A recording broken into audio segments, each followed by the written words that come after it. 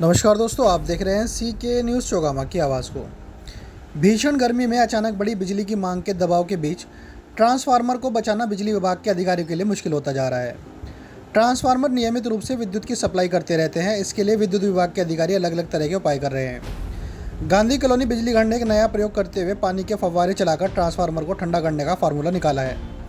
बता दें कि विद्युत विभाग के द्वारा लगातार बिजली देने के लिए जगह जगह अलग अलग प्रयोग किए जा रहे हैं। उत्तर प्रदेश के कई शहरों में ट्रांसफार्मर को ठंडा और नियंत्रित तापमान में रखने के लिए कूलर लगाए गए हैं, तो वहीं मुजफ्फरनगर के विद्युत अधिकारी के द्वारा ट्रांसफार्मर पर पानी के फव्वारे लगाए गए हैं। फव्वारों का पानी ट्रांसफार्मर पर गिरता है और ट्रांसफार्मर ठंडे रहते हैं। गर्म होने की वजह से फूकने का खतरा कम है। वहीं गांधी कॉलोनी के विद्युत विभाग के जेई जितेंद्र सिंह ने मीडिया से बात करते बताया कि भीषण गर्मी के चलते बिजली सप्लाई की डिमांड बढ़ी हुई है, जिसकी वजह से ट्रांसफार्मर का तापमान भी बढ़ा हुआ है। उन्होंने कहा कि ट्रांसफार्मर का तापमान 80 डिग्री सेल्सियस तक जाता है। यदि इससे अधिक तापमान होगा तो ट्रांसफार्मर खराब हो सकता है।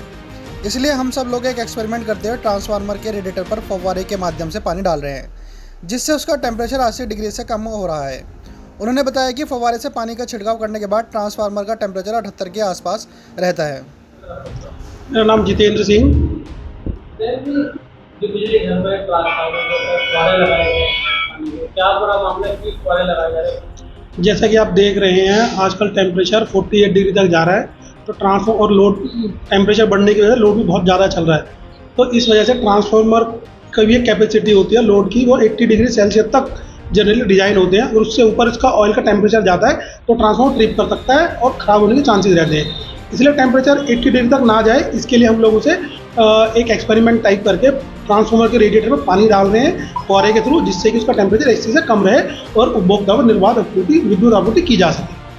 जिसमें लगातार टेम्परेचर बढ़ रहा है, ट्रांसफार्मर खराब होता है, तो इसलिए नहीं, हम कोशिश कर रहे हैं ट्रांसफार्मर ख़राब ना हो। अगर ट्रांसफार्मर ख़राब होता है तो सप्लाई 3-4 दिन के लिए बाधित हो जाएगी।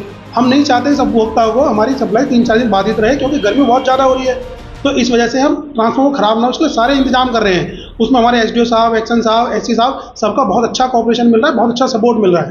तो अब से ही मुजफ्फरनगर में और जगह भी चल रहा है। और जगह का तो मुझे आइडिया नहीं है, लेकिन जो मुझे ठीक लगा, जैसे हमारे को इंस्ट्रक्शन मिली ऊपर से, वैसा हम काम कर रहे हैं, जिससे मेंटेनेंस का टाइम जो है बहुत कम किया जा सके और उपभोक्ता को बहुत अच्छी विद्युत सप्लाई दी जा सके। जैसे कितना लाभ हुआ है जैसे अभी हम देख रहे हैं तो अभी हमारा टेम्परेचर 82-83 डिग्री सेल्सियस तक चला जाता था, लेकिन ये छिड़काव करने के बाद वो 76-78 के अप्रॉक्स रह रहा है, 80 तक क्रॉस नहीं कर रहा है। और कहीं कूलर भी लगाए गए हैं कहीं कहीं जी, अगर ठंडा करने जी कूलर लगाना भी एक तरीका है, जिससे कि टेम्परेचर को मेंटेन किया जा सके।